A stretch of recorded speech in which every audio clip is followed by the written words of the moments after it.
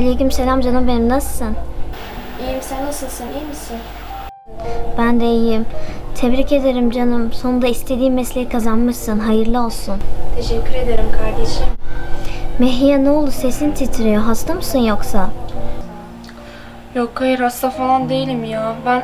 Ben okulu bırakmak istiyorum artık. Neden? Biliyorsun kardeşim de okuyor. Eğer ben de okulum devam edersem bize kim bakacak? O yüzden okulu bırakacağım. Çalışıp da kardeşimi okutacağım. Ama okuman lazım, biliyorsun, yapma. Biliyorum da artık kararımı verdim. Buraya kadarmış demek ki. Bu arada kardeşim yanına geldi mi? Hayır, gelmedi. Bir şey mi olmuştu?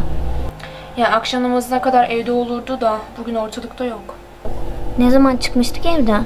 Çıktığına da bayağı oldu ya. Bir saniye, kardeşim geldi herhalde.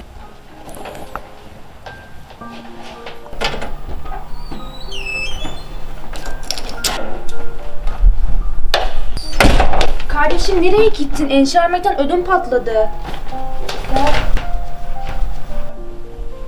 Elindeki ne? Nereye götürdün bunu? Abla çok özür dilerim. Babam ikimiz de okusun demişti. Onun için bunu satmak için dışarı çıkmıştım.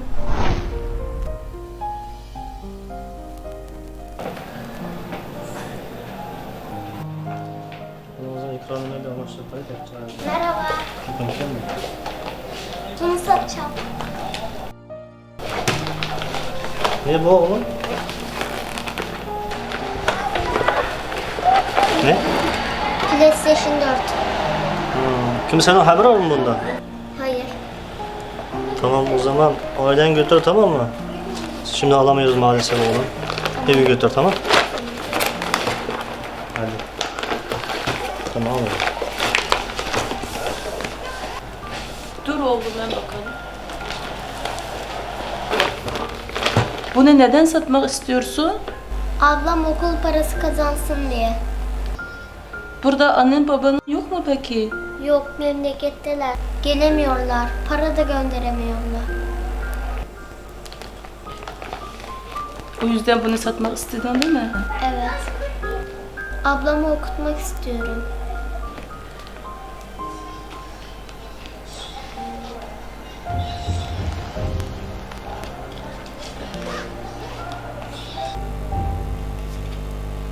Şu anda bu oyuncağını alamıyorum.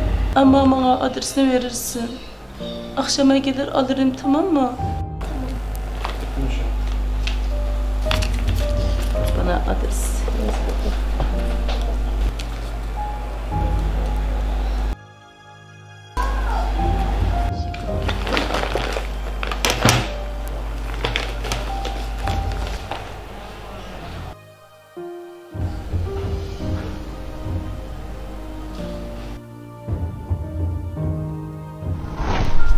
Bu ablanın verdiği para.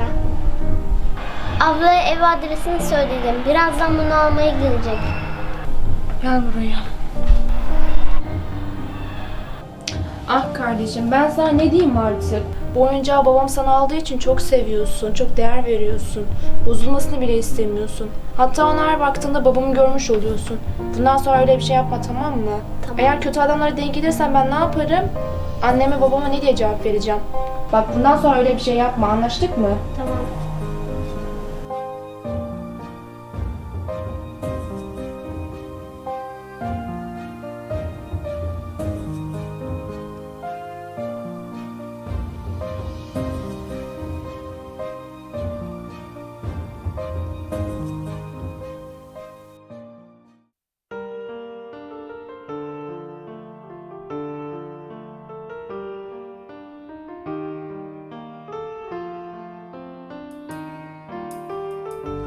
Hangi arkadaş?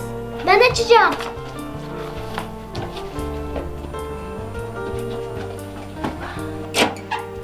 Selamünaleyküm. Aleykümselam, nasılsınız, iyi misiniz?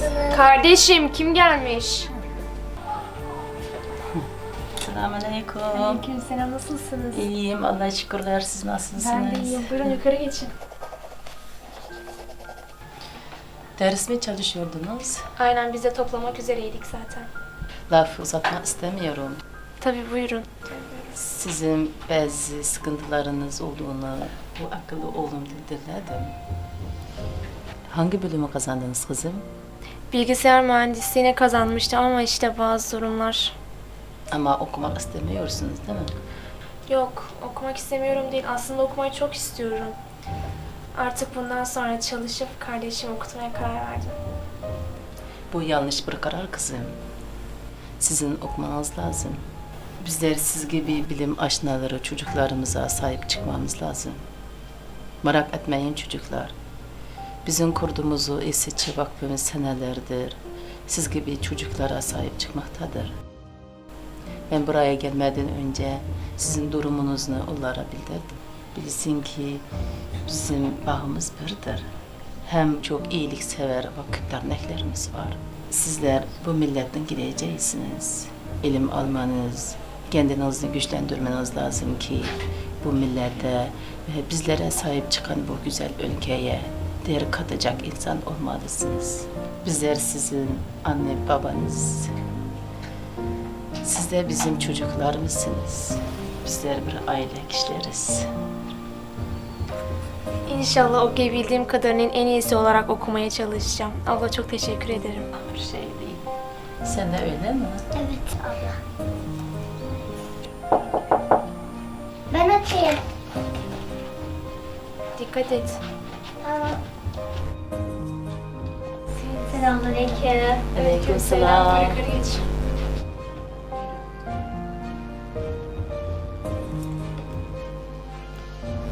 Sen ne yapıyorsun? Kayboldun ortalıktan. Hayırdır? Ben de ne yapayım işte okul işlerimle öyle. Hayat sana güzel. Sana ne oldu sabah okula gitmeyeceğim diyordun. Ya o işler biraz sıkıntılı.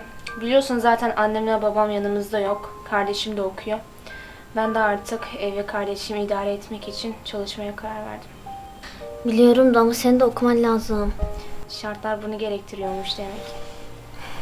Ben sabah konuşmana kulak misafiri oldum telefonda. Kapatmamış mıyım? Öyle. Ya. Bu sana küçük bir gönül hediyem. Ya canım ne gerek vardı? Zaten buraya gelmem bile yeterliydi. Zahmet Yok ya. etmesin. Ya çok mahcup. Oo, pırlantamış. Öyle yapmayın çocuklar. Biz büyükler bu işlerini hallettik. Ya zaten sizin beni, kardeşimi düşünüp ta buraya kadar gelmeniz beni çok mutlu etti. Yani ne desem çok az. Yani hepinize ayrı ayrı çok teşekkür ederim. İyi ki varsınız. Ben senin hep yanındayım biliyorsun bunu. Canım ya, çok teşekkür ederim. Rica ederim ne demek. Siz çocuklardan biz çok sevindik. Bundan sonra her zaman bizler varız. Tekrar teşekkür ederim. Bir şey. Yok ya.